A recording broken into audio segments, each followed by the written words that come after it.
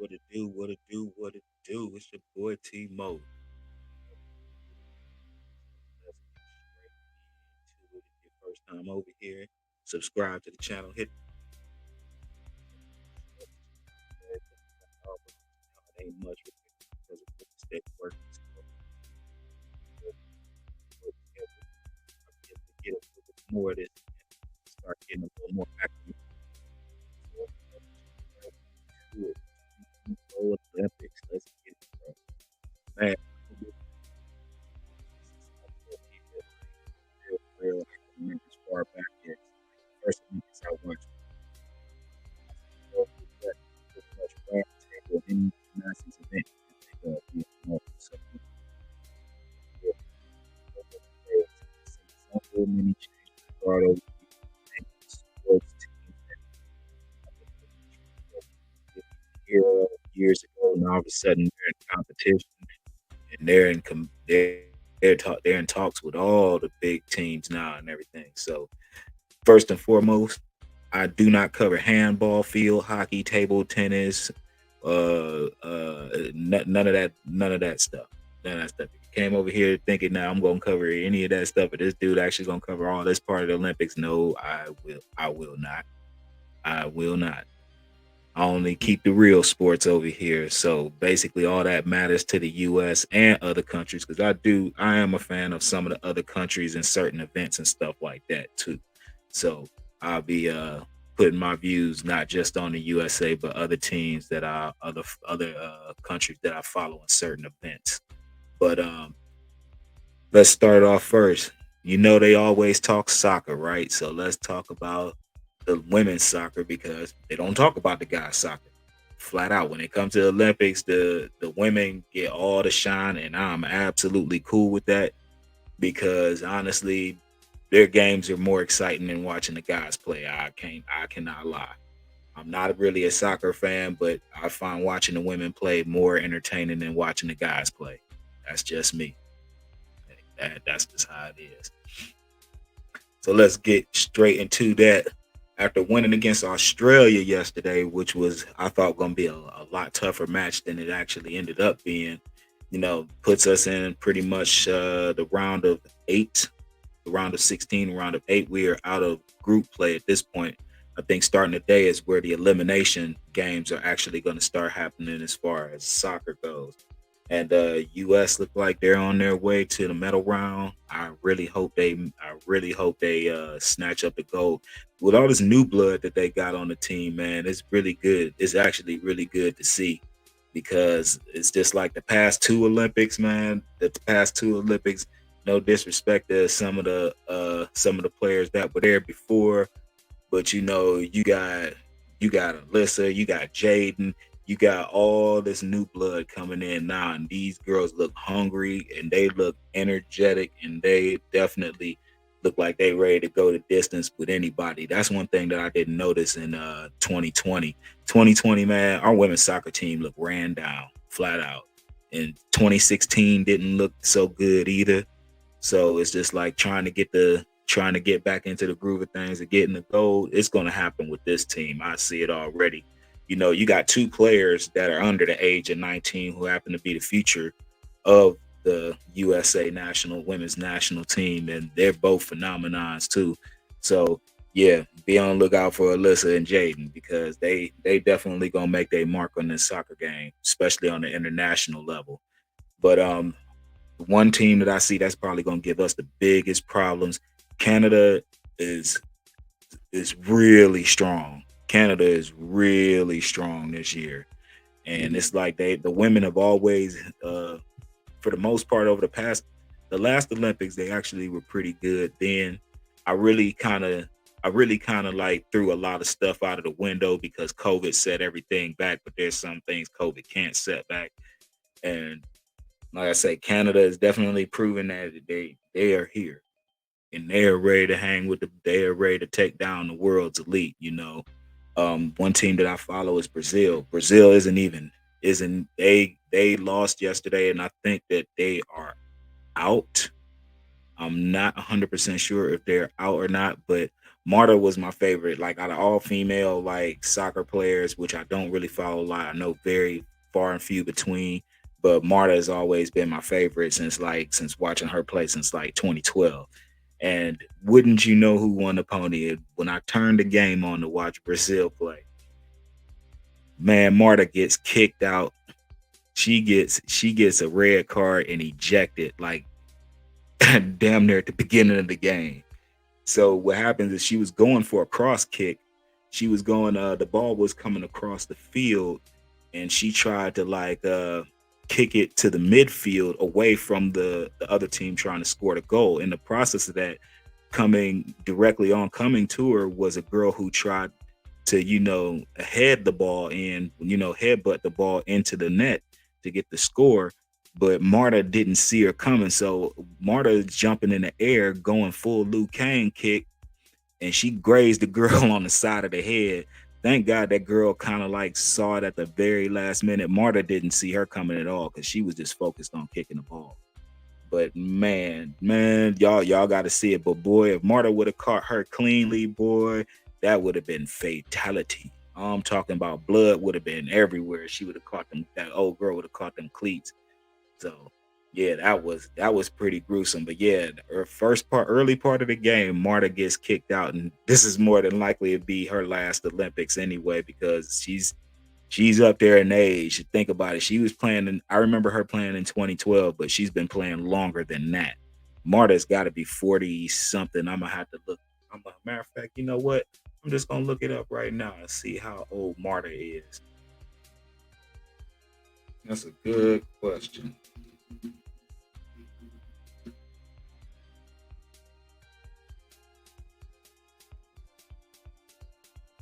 Yeah, so it doesn't say her age. It just says her height. It doesn't say her. Oh, there he is. 30. She's 38 years old. Oh, I thought she was actually older than that. But I've been watching her play in the Olympics like forever, and she's like revered as one of the best female soccer players to ever do it. So big ups to that. Uh, if Brazil's not out, which I'm hoping they're not out, I still haven't looked at the bracket layouts yet for that because this stuff with this stuff being in Paris, I love it when the Olympics are on this side of the world. I mean, worst case scenario, we have a 3 hour lag. Worst case scenario. But being on the other side of the world, they starting at 2 in the morning our time and stuff like that. And I try to catch replays and stuff like that. You got the Peacock net, man. Get the Peacock network if you just want to watch the Olympics. That's what I did. As soon as these Olympics are over, I'm canceling that ish, man, because I don't really deal with them. And it seems like everything they got is WWE more than anything. And I don't really bang with wrestling no more. I haven't in years. So that covers that part. As far as the women's soccer team, hopefully they will get up there and do their thing. I want them to win the gold because, like I say, with this new blood and a lot of young talent, and they're looking way more energized than the previous team in the past two Olympics. I see nothing but great things for them in these games and going forward in the future. So hopefully that happens. That happens for them. Then taking it back to the indoors. Let's go indoors for a minute to another sport that I love to watch, and that's the volleyball. Yeah, I will not watch it any other time except in the Olympics because that's the only time volleyball even matters to me is during the Olympics. So, U.S. and for those who not really familiar, U.S., Brazil, China, um, and I believe it's France have historically had. Well, I know definitely China definitely U.S. and Brazil have historically had strong female volleyball teams. So I don't expect nothing different here. I did get a chance to catch the Brazil game and the U.S. game yesterday on the replays, and one thing I could say, even though Brazil only played Kenya, I mean, oh boy, these girls look like super dominant. These girls look super dominant. And that girl you see right there, Taisha, that girl is like, she's like a Wonder Woman without probably the Wonder Woman face. Let's just say it like that. But she's like the Amazon of the team. And it's just like she's arguably their best player. And she's played in 2020.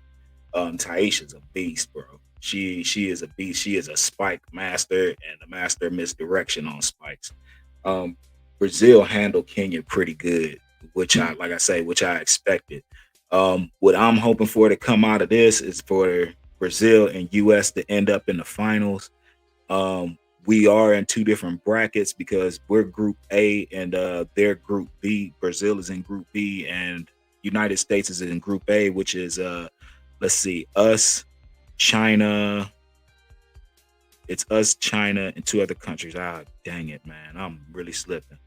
But I'm gonna catch those next games. The U.S. women's team is looking strong as always. You know, they pretty much handled their business. They actually had a like a monumental comeback against Serbia when they were down pretty much almost went down two straight sets, and they managed to come back and not only win the second set but also come back and win the game.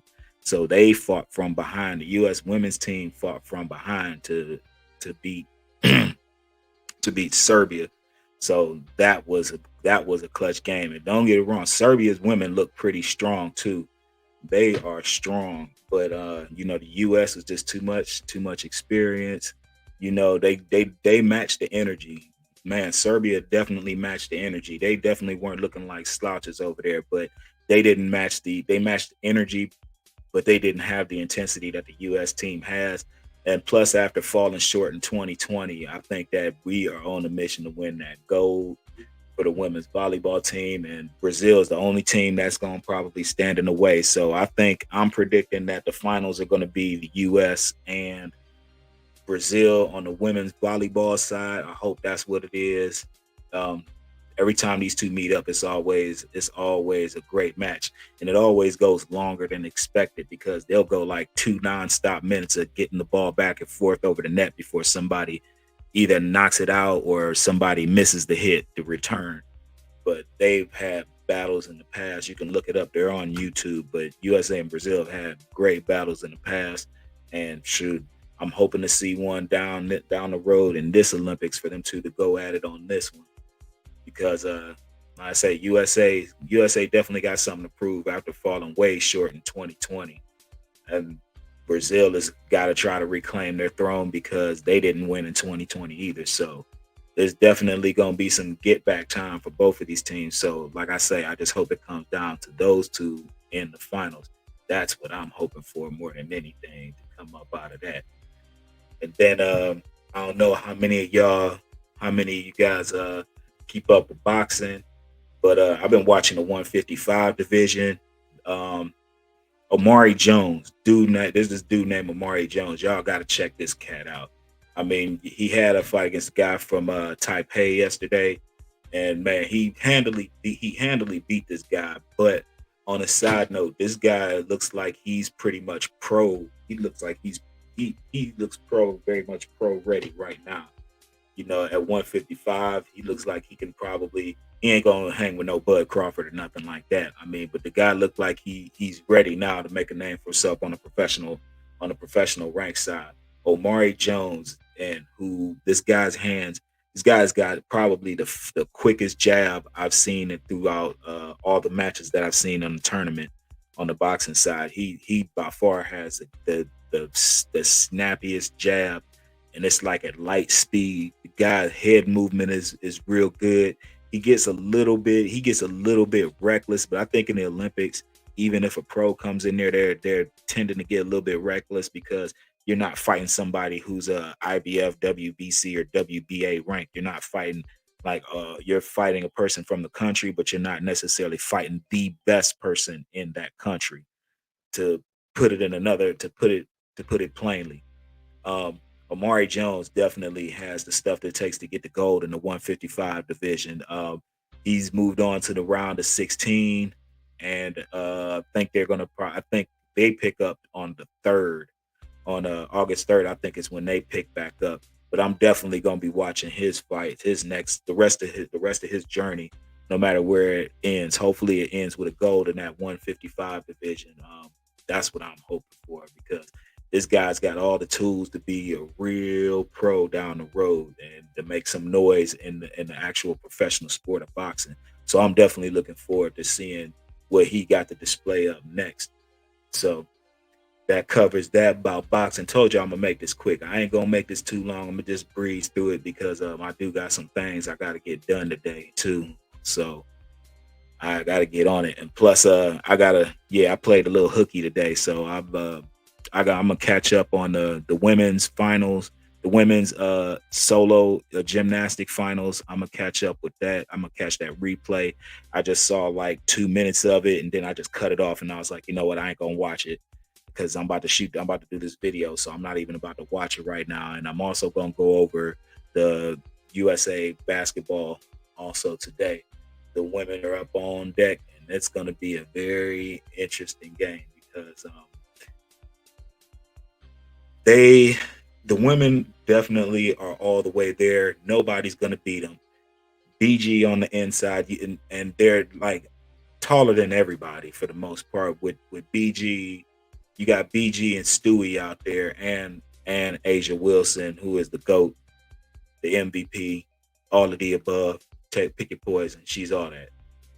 So there's nobody that's going to beat USA. It's not going to even, I don't think it's on the women's side, it's not going to even be close. We're going to run away with that. So today it's Belgium, I believe. Today, I believe we play Belgium. So we should be able to win that. Theoretically, we should win that game pretty handily. So that's what I'm hoping. That's what I'm hoping for. Uh, that we get that game. So also wanted to talk about the men's basketball side of things and how, all right, so anybody that, if you over here, then clearly you to some extent know who Carcino for Life is, and welcome to HDII TV. Or they've already blew over this. Sino done blew a gasket on this subject already about South Sudan was getting robbed by the refs, how they were making ghost calls and non-calls against Sudan. And I saw like, I'm not gonna lie, I saw like about 15 minutes of that game, and most of it was LeBron getting the ball at the top of the key and basically freight training his way to the hole. That pretty much got me disinterested. But what I did see is that whenever LeBron had to D somebody up, Luau Deng and Royal Ivy know the score. They know the score with LeBron, so they know what the score is with him. They'd already been telling them players, you get LeBron on you, you go right at him. I saw LeBron get blew by like 5-6 times, and I'm like, good God Almighty, this dude been exposed on a global scale. And I knew to some extent that was gonna. I thought in the back of my mind this is gonna have an impact on the game, but at the same time, I was just like, okay, LeBron getting used, South Sudan about to get back up in it. But then that's when these calls started happening. You know, Jason Tatum looks completely disinterested. Joel Embiid, I think, is still reeling from the comments that he made. He's still pretty much getting put in the corner for the comments that he made about LeBron before this even started. So if I was Joel Embiid anyway, I would have played for France or Cameroon. I would have played for one of them. You knew the USA was stacked. I wouldn't, man. If it's anything that y'all ain't figured out by now, these NBA players, and I don't understand. Don't trust LeBron. Don't trust LeBron. Whatever he tells you, he is gonna do the polar opposite. He is going to do the direct opposite. So apparently, Joel Embiid wasn't going to join the U.S. national team, but LeBron approached him and said that I want you on the team. Not only do I want you on the team, but you're going to be starting. And that was part of Joel's prerequisite of joining the U.S. national team was that he have to be a starter. We see how that worked out. Joel ain't starting. Bam Adebayo by far is the best center we got. 80's fine when LeBron's not out there, and when he has Drew Holiday out there with him. When he has Drew Holiday out there with him, and sometimes Tyrese Halliburton, AD plays like the AD back with the Pelicans. But when LeBron comes out there, boy, oh boy, slow motion. AD just look like he out there constipated, man. He looking for the Pepto. He looking for the X-Lax, man. He just look. he just don't even look like he's in the game half the time. But then that's another thing I've been noticed Carcino and HD talking about, that when LeBron's out there, everybody gets stagnant on offense, which I've been noticing for the longest time. I'm a Cavs fan, so I had to deal with this most of his career, of him just getting the ball, everybody stands around. And the thing is that type of mentality and that type of play done caught up with him. It definitely caught up with him here at the Olympics. But South Sudan, man, shouts out to them. South Sudan is making noise. They are making noise. And let me tell you, Luau Deng and Royal Ivy, they about to have them boys straight. The next Olympics, you better watch out for them boys, because they get a couple more NBA players up in there that'll come back to the Sudan and play for them in 2028, man. Woo! It might be looking grim. That might be a U.S. new rival. That just might be their new rival. And like I say, after Sudan just lost to him by that 1 point when LeBron scored that last second layup, I said these dudes gonna give him a problem the next time around. But it did seem that could it be that the refs actually did favor USA in that game and make a couple of bogus calls? Could it be? Could it be? Could it be that they did that? I'm not gonna say no, because it's starting to look like the NBA now. Um, so yeah, that game didn't really leave me with nothing. I really didn't have no feelings about the game, other than I did see them lightweight get hosed by the refs, and every time South Sudan would make a good push, they find a way to stop or slow down the game on them. Um, international, especially Olympic basketball, has never been like that. It's never been slowed down. It's pretty much always been methodically fast paced for the most part, because in the days of past, like even going back from like 96 all the way to say 2012, you know, you had solid post players, but European big men were already shooting. So then we adapted that way, and now the big men internationally are going back to the fundamentals of post play and playing inside for the big guys, that for teams that do have big guys. And so now this is why I say, like, I like I don't AD, man, AD shouldn't be there. Honestly, I feel LeBron shouldn't be there. It's a few guys. I mean, KD definitely should be there because of what he's done in the past on the Olympic teams. KD definitely deserves a spot. Jason Tatum, it, it, it's a push. It's a push. Jalen Brown should have been there, but there's politics why Jalen Brown isn't there. And you know, hey man, that dark skin hate shit. I ain't dark skinned, but I know all about it. But that dark skin hate shit is real. It is real, and it is being in full display, because Jalen Brown basically, Drew Holiday and Jalen Brown were pretty much the saviors. And oh yeah, I can't forget Derek White. Derek White balled out, but do I think Derek White should have been on the Olympic team? Probably not. Probably not. Because if you're gonna add Derek White, then you could have added a real point guard. You could have put, if you're gonna go that route with somebody who's not necessarily a superstar yet or anything like that, and you're going for that, I honestly would have felt better if they would have had somebody like Cade Cunningham in there. No joke. I would have been satisfied with Cade Cunningham. He's gonna score, but he also knows how to pass the ball, and he does have court vision, which is, it seems like Drew Holiday is the only one out there as far as the guard play, or anybody for that most part.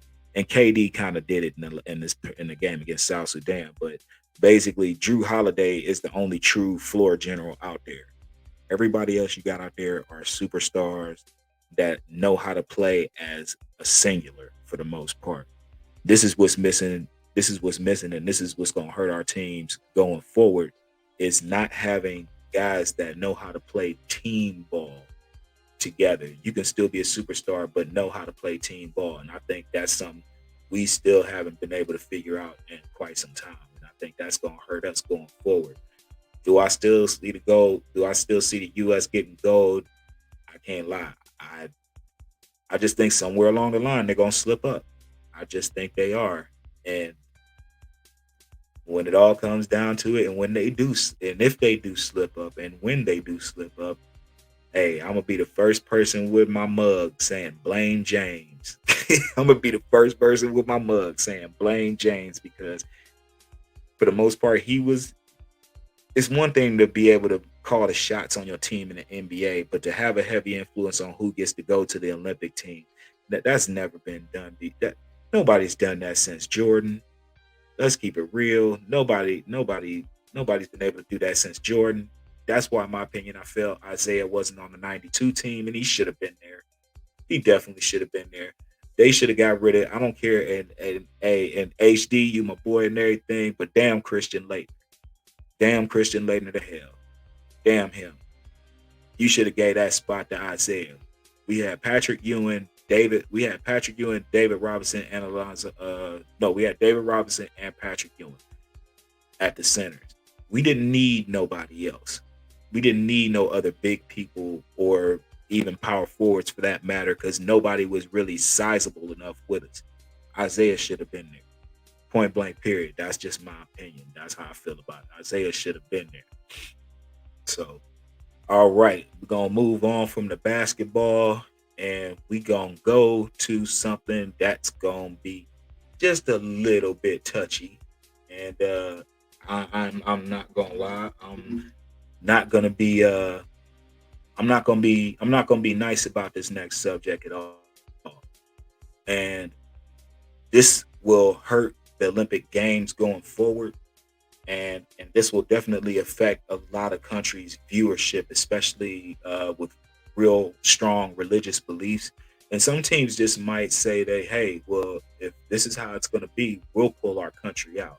Obviously, none of the big power players are going to pull their countries out, but some of these lesser countries that may have real hard faith-based religions and things like that, um, they're not gonna take kindly into this. All right, let's get into this. Very unfortunate thing took place in the boxing. See this person on the right? Looks like a guy, doesn't it? See that person on the left? Looks like a girl that's crying. That's because it is. The person you see on the left is a woman who fought for Italy, for her country in boxing in the Olympic Games. On the right, we have a transgender boxer by the name of Imani Khalif, with whatever the guy's name is. But I'm oh boy, all right. I'm trying not to go full blown a hole. I'm trying to figure a way to dance around it a little bit, because I got nothing but harsh words as far as this goes.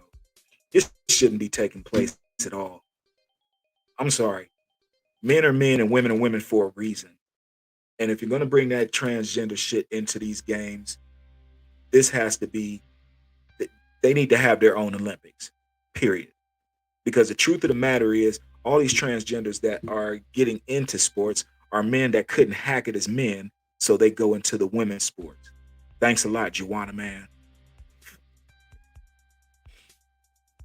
You don't see women diving. You don't see women crossing over into men, transing into men and jumping in their sports. It's not going to happen. I don't care what drugs you give them, what kind of hormone boost you give them, testosterone boost, whatever, HGH, all that stuff. It ain't gonna make a damn bit of difference if you weren't born with male DNA. I am totally against and appalled by this. That first of all, that the Olympic Committee knew about this. That Algeria had failed the gender the basically the gender portion of the qualifying for the Olympics, but they gave them a pass. The Olympic Committee gave them a pass anyway. This guy isn't the only one. There's a guy for Chinese Taipei who also, if you want to check out the full story, it's on theguardian.com. If you just if you just type in the Google search Imani Khalif, and you go to search everything, and then you go down and look for you look at the posts that have been put out by news outlets. Look at the one that's for the Guardian, which explains that Imani Khalif isn't the only one. It was just the fact that he made this girl quit in 46 seconds. And she said that she's used to a lot of pain. Her name is Angela Carini. She said she's used to a lot of pain and she's taken some shots, sparring and doing boxing. But she said she's never been hit like this in her life. And the fact that a jab pretty much almost broke her nose, because she said she had severe pain in her nose and her nose just felt way off, and it was just off from jabs. And in 46 seconds, this woman had to quit the fight. The fact that this is still allowed to go on is blasphemous. in the words of Stephen Snitch, it's blasphemous. This should not be allowed in the Olympic sport. Whatever country wants to adopt these in their own individual countries for their sports, okay, so be it. You don't bring that to the world stage where everybody is supposed to be on an equal competing scale. It's bad enough that they're always going to have to deal with doping. Now, doping probably isn't going to be the biggest issue in the female related sports now, because you're going to have trans guys that couldn't hack it as men going over and trying to dominate the women's side. That should not be allowed by any shape or form. That should not be allowed in my opinion. It should be allowed in boxing, period. In my opinion, it should be allowed in any sports. If a transgender wants to play sports, then make a transgender league, point blank, period. And I'm going to stand on that. And I don't care if I get flagged or hate speech for it, because it's not a hate speech, because it's my opinion. And I'm not the only person that feels like this. There's no room for that in the Olympics. But back to what I was saying, Chinese Taipei also has, in the Guardian post, the post that the Guardian made on this story, they actually have the story about the Chinese Taipei boxer who's masking as a woman too. That's really a guy. But the Olympic Committee knew about this. They knew about this, and yet they swept it under the rug. I'm thoroughly pissed. I'm pissed off to the highest point of pistivity about this. My heart goes out to that girl from Italy. My heart goes out to Angela Carini, because she's worked hard for at least 2 years to get to this point. And for her moment in the sun to be overshadowed by a man trying to play woman it's flat out despicable. I can think of a lot of other words for it that I would normally use, but I'm not going to go in that hard on my first video. And someday, if I do want to get monetized, they'll look back at this video and be like, oh, we can't monetize this dude for this video. Like, this dude was wilding. So I got to keep it somewhat peaceful. But Angela Carini, like, you gave it, I give you an A just for effort that you just hung in there for the 46 seconds. And I don't know if you knew this, and I'm guessing you didn't. You had no idea that this guy, this woman in sheep's clothing that's really a guy was what it was. I'm pretty sure you didn't know about that, because I'm pretty sure you would have went to the committee yourself, and your team would have went to the committee, or even the country of Italy would have went to the committee about this situation to make sure that this never happened. In my opinion, what I think should be, Algeria, okay, they have every country still has to answer to the same country committee for quality that reports to the Olympic Committee. So everybody from the US, no matter if you're a skateboarder or you're a basketball player, you all still have to report to the same committee person representing the United States, who then has to report to the heads of the Olympic Committee, the Olympic Commission. So with that being said, right now, I think personally that Algeria should be at this point, if they're willing, if this is how thirsty y'all are to get a medal, that you're gonna send a man into boxing to pose as a woman to try to get a medal, I say kick Algeria out all the way across the board. Kick them out across the board. Because you're damn sure you pretty much did it to Russia for the weightlifting doping, and everybody else that was even on Russia for any other event were under scrutiny. So if it's good enough for Russia, then it's good enough for Algeria. And as a matter of fact, I personally just feel that the whole country should just be banned from the Olympics to teach them a lesson. I'm sorry for all of those Algerians that actually did do it the right way and worked hard. But when this type of stuff happens, there needs to be a strong example set. I say they should just be whatever medals that they get in any event, since your committee lied to the Olympic Committee. But the Olympic Committee's not out the woods in this too. I'm just talking about the Algerian committee, because of their thirstiness to try to get a medal and try to pull the wool over the committees, pull the wool over everybody in else world's eyes. They should have all their medals stripped. I don't care what. I don't care if they won a gold and T-ball. Run it, run it. Yeah, you blame your trans boxer for it, and blame your committee for passing this guy on for that. There's no way that this person. There's no way that this dude should even be here. It's an effing disgrace. It's a disgrace to boxing, and it's a disgrace to the world. It's a disgrace to the world on the world stage. It's absolutely atrocious, and that almost would that would make.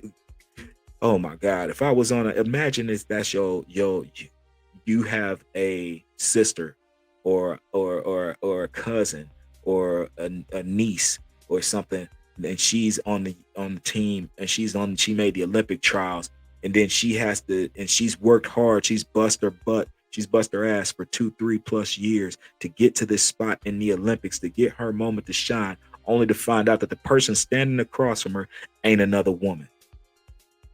Think about it. How you feel? How does that make you feel? All right. On to a lighter note. Let's go to my second favorite thing, gymnastics. The women's gymnastics did not disappoint, and they never really do disappoint, especially the USA since 2012. Man, that Simone Biles is the GOAT. Period. She's reached Serena status. You know, like when it comes to tennis or even the female athlete, period. As of right now, for the most part, Serena is the GOAT. Serena is the GOAT. She's done things that probably nobody else in tennis is gonna do. And if it does get done, it it's more than likely gonna be, in my opinion, it's more than likely gonna be come from a woman of color. I'm sorry, I haven't seen nobody on that side be that dominant in ages. And every time that there is somebody who seems to be dominant, they're doping. So go figure that. But yeah, I say to this gymnastics thing, man, oh man, Simone Biles, she this girl is legendary, and we need to probably take time to really appreciate it, because I didn't know that Simone Biles right now, she's 27 years old. Now she's married to old boy that played for the Chicago Bears, the cornerback or the safety that played for the Chicago Bears. Where I don't know old boy name. I can't even lie to you. But you know, she's married to this guy, and she's 27 years old. In 4 years, Simone Biles will be 31, which is considered dinosaur in the sport of gymnastics. Do I think she can do it again in 2028? I believe she can still compete 4 years later. I believe she would still be able to compete on a high level if she continues to do her training and everything that she's been doing over the years. Um, I'd like to see it. Do I think it's likely? History says no. And like I say, the one fact I got to bring up is she's married. So at some point in the near future, I'm almost certain she's gonna get knocked up and have kids. So with that being said, not saying that once you have kids, you got to stop what you're doing, because look at Serena. She shattered that. She's not the only one. Candace Parker, she had her baby and was back out, and within 2 months after having her baby out there balling, still got right back into it. So it's not like the women can't do it. Gymnastics is a different beast than most other sports, and it's grueling and intense training. And I think if she does become a mom, I'm not saying she'll become disinterested in what she does. I don't think she'll lose interest, but I just think her attention focus will be more about family and motherhood. What I definitely could see Simone Biles doing in the future is being a coach on the women's gymnastics national team, and then from for at least the next 15 years to come, if she decides to hang it up after these Olympics, which she hasn't mentioned anything about, but it's something to think about. She's the mother of the crew, and she, like I say, she's the mother of the crew, and she's married. She's in a different point of her in her life as far as personal, and I just think that probably I think that is going to be the most likely scenario that's going to happen. That she will not return in 2028. If she does, it'll be as an advisor of some sort, in an advisory role or some type of coach. I I just at this immediate moment, I just don't see her returning. I just don't. So I think in the event that that might be the case, we need to enjoy everything that this woman is doing right now and give her flowers now, because we might not see this again for quite some time. The dominance that she's displayed, and it doesn't, and it definitely helps that you've got great teammates like Sunny Lee and Jordan Childs and Jade. It helps that you got pretty much A1.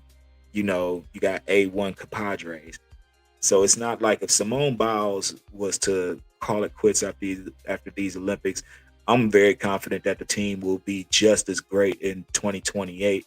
Obviously, they would have to bring in another person, and you know, with the Olympics, when times things could change in 4 years, because it's not like this is something they do every year. This is something every 4 years, and you're 4 years older.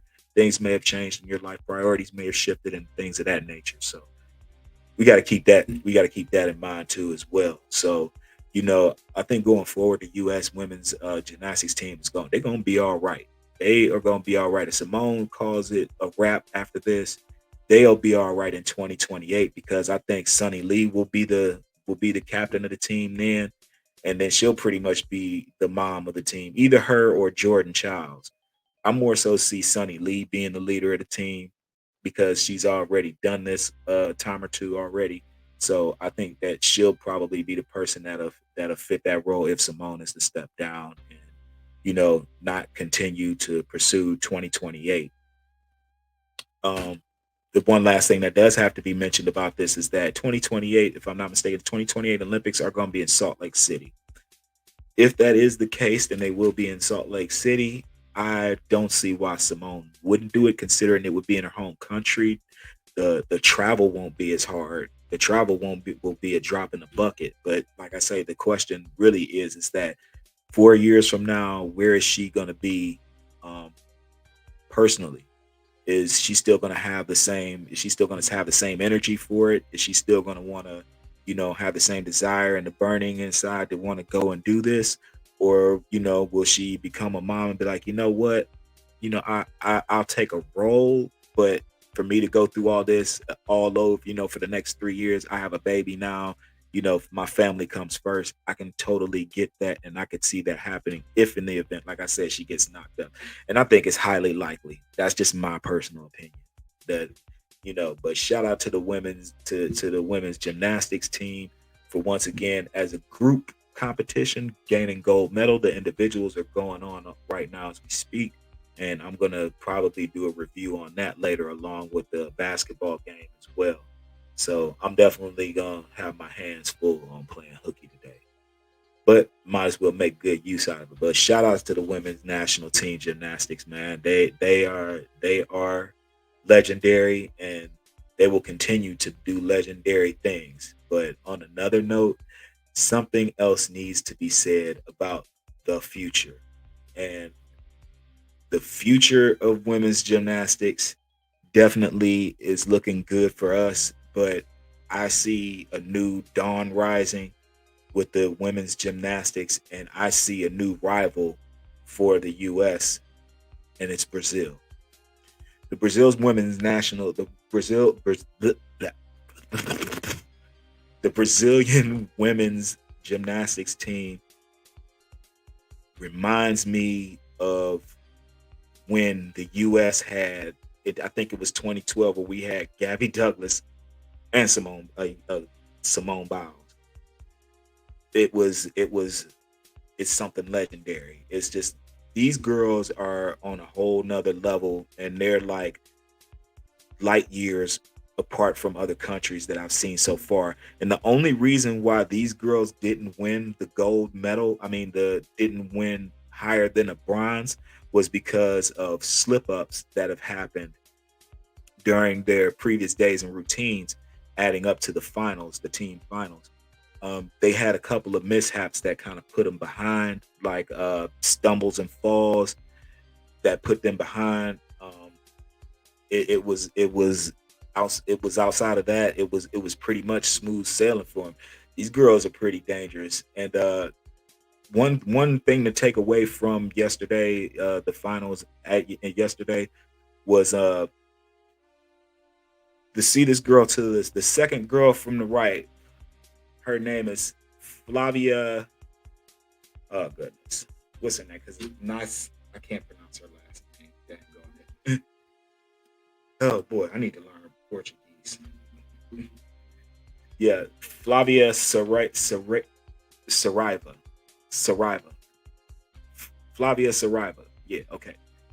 That's the shortest girl out the group with the little band-aid gauze patch thing above her right eye. That's something that we need to talk about because during the finals of the women's all around towards the last during just warm-ups, Flavia was working on the uneven bars, and when she tried to transfer from the high bar to the low bar, she totally missed everything. And you heard the thud when she slammed on that mat, like face first. And they said her knee hit her head, which caused the gash that was above her eye. It sounded like she slammed face first. And when they put the camera on her close to her and she rolled over, it didn't look like her knee hit her in her face. It looked like she slammed face first. But this girl with a black eye, probably a borderline concussion, still went out a few minutes later and beasted the uneven bars like nothing ever happened. Like nothing ever happened. And that's something I haven't seen because usually you see something like that, you know that might cause some worrisome feelings in the camp. But after being down for a few minutes, she went to the back, she came back out. They were like, time to the uneven bars and you're up. She's like, okay, let's get it. And she beast moded it. She beat them damn uneven bars like they owed her money for years with interest. She dominated. So big ups to her and big ups to Brazil for winning bronze. When I think they definitely should have gotten silver, minus their errors. They would have definitely gotten silver, and it would have probably been a neck to neck fight and a more intense fight yesterday during the finals to watch USA and Brazil be neck to neck for silver and gold and who comes out on top. Italy got the silver, which is cool. Which is cool. I didn't really watch none of them. I can't lie. I just only watched US and Brazil because this young lady, the woman of color all the way to the left. You see her. That is Rebecca Andrade, spelled Andrade, but that is Rebecca Andrade. This is the next Simone Biles. If you've watched her during the Olympics so far, especially doing a lot of the all arounds, her floor routine was just as flawless as Simone's. And the degree of difficulty of twists and flips that she did were equal, if not slightly harder than the ones that Simone did. in her floor routine. And on the beam, she was unbelievable on her shot at the balance beam. She was unbelievable. I mean, she was lights out on that balance beam. This girl looks like she's got it. She's got that it factor to be the next Simone Biles. And commentators and a couple of people are already been rumbling about this girl for months, saying that she's the next one. She's going to be the next dominant gymnast of this generation. After Simone, decides to call it quits. Obviously, she's going to be the next dominant one. And from what I've seen from Miss Andrade, she definitely doesn't look like she's all hype. She definitely looks like she can back up what they're saying about her right now. So be on the lookout for all people that do watch these events. Be on the lookout for. I'm telling you, she is greatness in the making right now as we speak. We'll be seeing her in 2028 and might even see her in 32. I don't know how old the girl is. I just know she's younger than Simone. So we're going to see her at least for 2028. But really need to take a look at this girl. If you got Peacock, look at the women's gymnastics competitions. Look at what Rebecca Andrade. She's had a couple of miscues and almost a breakdown. But you take those out and watch everything else she's done. She has it. She has that it factor, and she definitely is the leader and the heart and soul of that Brazilian gymnastics team. And she's going to be a force to be reckoned with for years to come. So definitely keep an eye out for her. All right, all right, all right. I'm winding down. I got like 9 minutes to the hour mark. All right. So now I'm gonna get to the coup de Gracie, the meat and potatoes, the shrimp and biscuits. I'm about to get to the real reason why I made this video is to cover the travesties of this Olympic basketball tournament on both sides. But I've only heard people speak about it from the guys' end. There's been some craziness going on the women's side, and something that made me believe that the fix is in on the women's the fix is in on Olympic basketball now, because NBA has been trying to go international. So I believe the NBA has a heavy influence on what goes on in the Olympics because they're providing the world with their stage.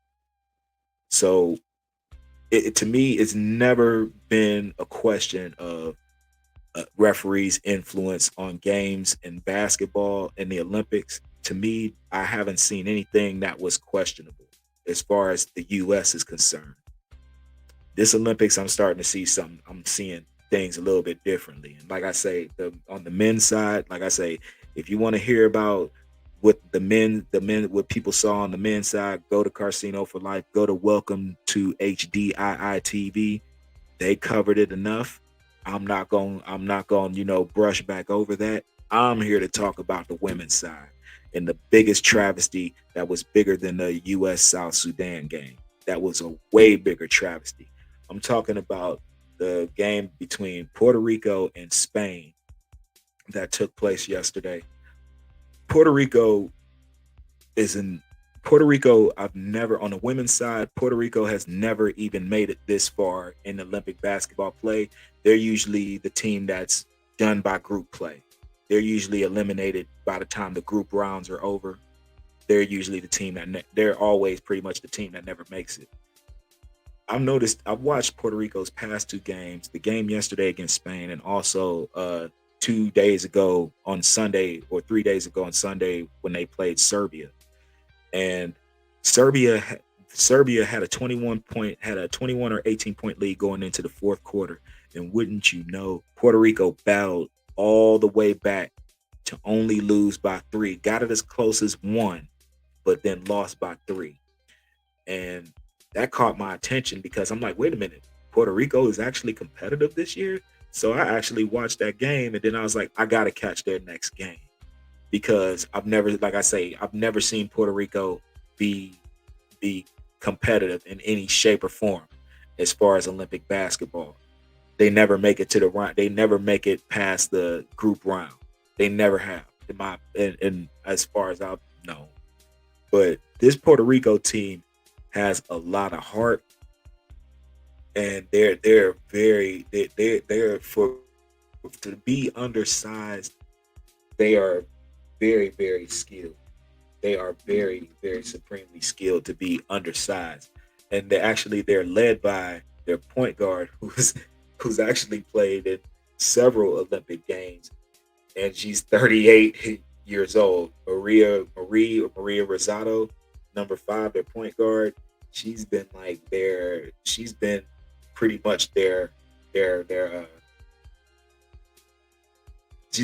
much like their leader. Pamela Rosado. I'm sorry, not Maria. It's Pamela Rosado. But this girl had the whole team locked in against this in this game against Spain. They gave Spain everything they could handle. What I noticed about Puerto Rico is as cunning and as intense as they can be, they make quite a bit of mistakes on defense, and they're undersized. Their center, she's a pretty big. She's a big girl, but she's not a big girl in height. Um, you can see her number. What's her name? Yeah, Sophia Roma, which is the lady you see right here in the picture. That's with the long hair, the light skinned Puerto Rican girl, number 11, the one that's on the right side trying to block the shot from behind. She's their biggest player, and she's not really that tall, but she's big bodied. She's very statuesque. You're not going to move that girl on the block, period, point blank. So the biggest travesty took place in this game and I'm going to say this is going to be by far the biggest travesty on the men's and women's side through this whole tournament. Forget that USA South Sudan ish. That's nothing compared to this. Puerto Rico battled their way back in the fourth quarter. It was pretty much a nip and tuck game, but they were down by as much as 9. They battled their way back they battled their way back and took the lead actually with 9.9. Now, I want you to keep this time in mind for anybody that has Peacock or has any way to research this and watch what I'm about to tell you. At 9.9 seconds, Spain calls timeout because Puerto Rico has taken the lead by 1. I believe it was 61-60. So they advance the ball to half court, 9.9 seconds. Spain inbounds the ball, makes a couple of sweeps around the 3-point line. They get the ball, they drive the ball inside, go for a layup against Roma right here in the picture. They go up against Roma. The girl misses the shot. Roma's facing directly at her, hands straight up in the air, completely stiff as a board, just hands straight up in the air, holding her ground, not moving at all. So the girl from Spain is driving on her, puts up a shot, misses the shot, but the ball bounces to the left side because the girl drove right, and the ball bounced to the left side of the rim, which made Roma have to turn around and now see who's coming from her blind side, her left side. She turns around, literally does a complete 180 without leaving her pivot area where she's at. She literally did a 180 standing in place with her arms up the whole time. The girl from Spain drove at her, ran into her, and because she tried to draw contact, like getting her a little bit out the way to try to make the shot. Well, that didn't happen. It was like that Corvette smashing up against that damn wall, that brick wall building. That's exactly what that looked like. She tried to drive on Roma.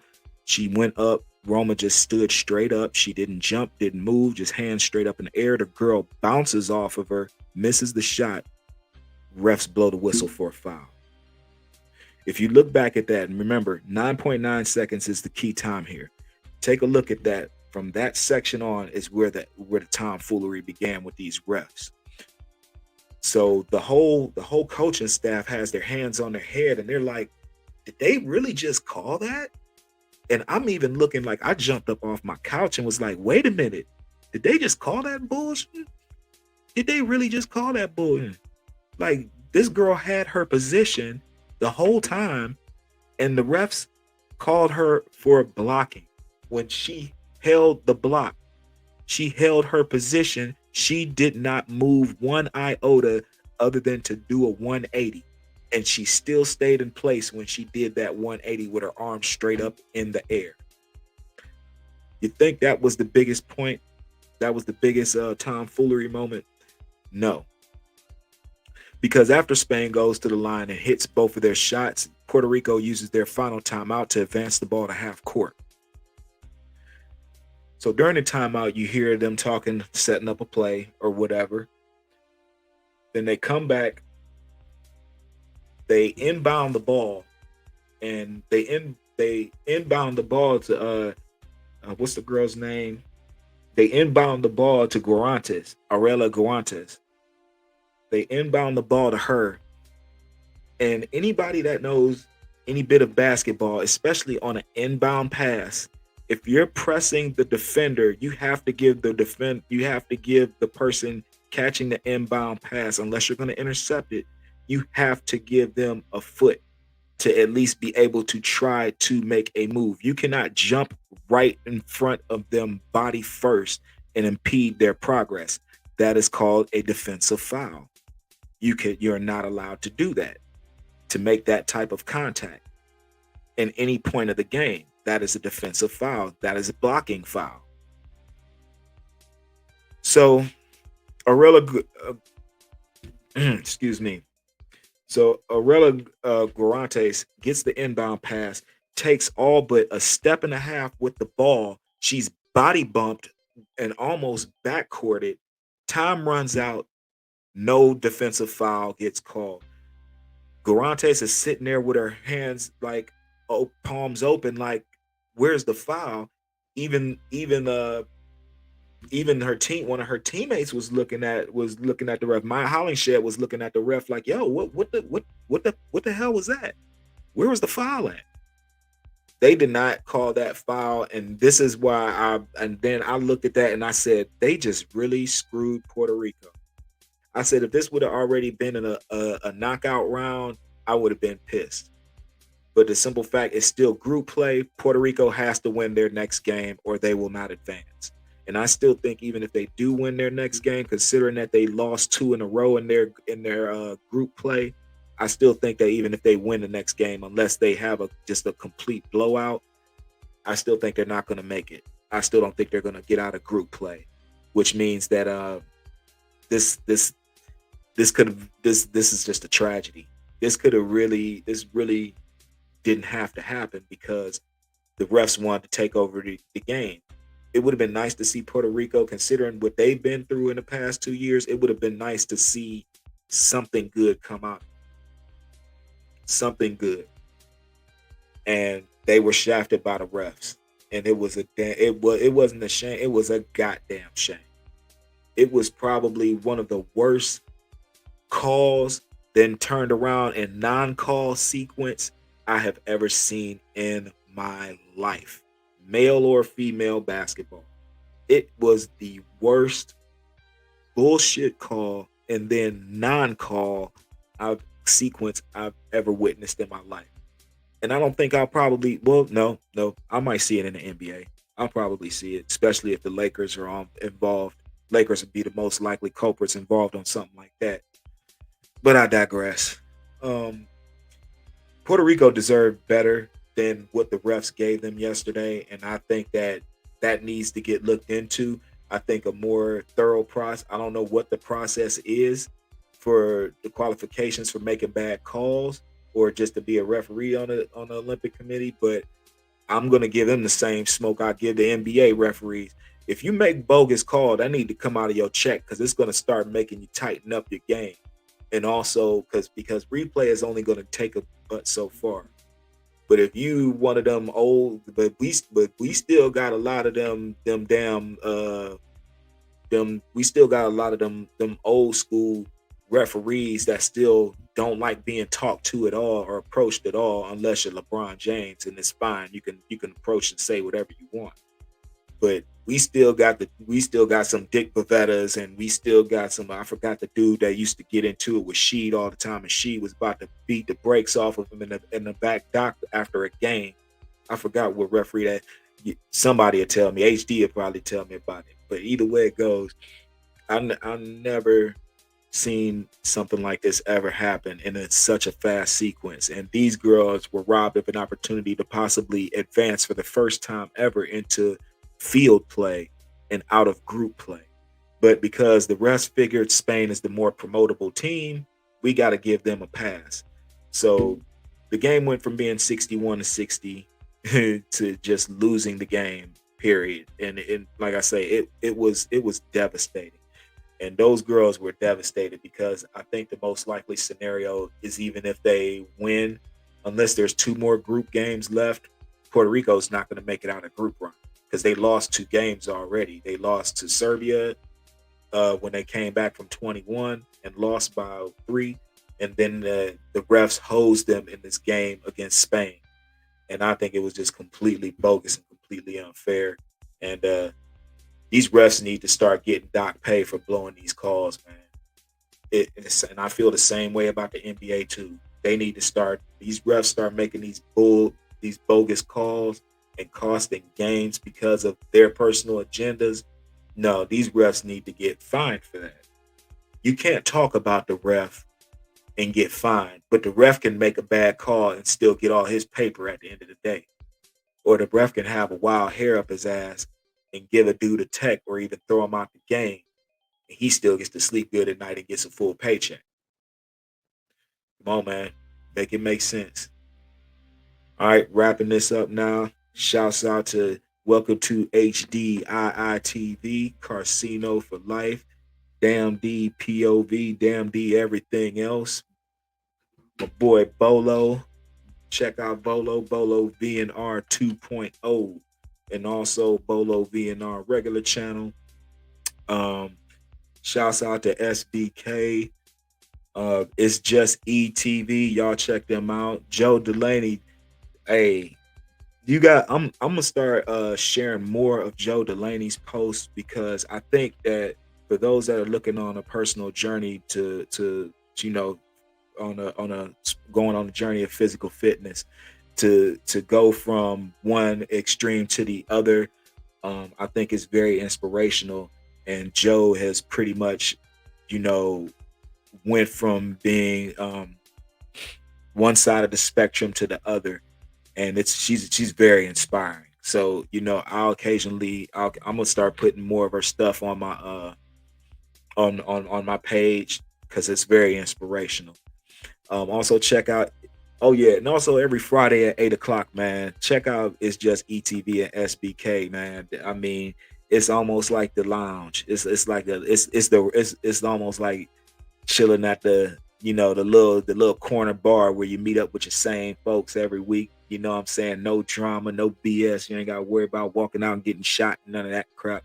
Check out their Friday talks, grown and sexy talks, man. Funny as hell. Very, very informative as well. Y'all need to check that out every Friday at 8.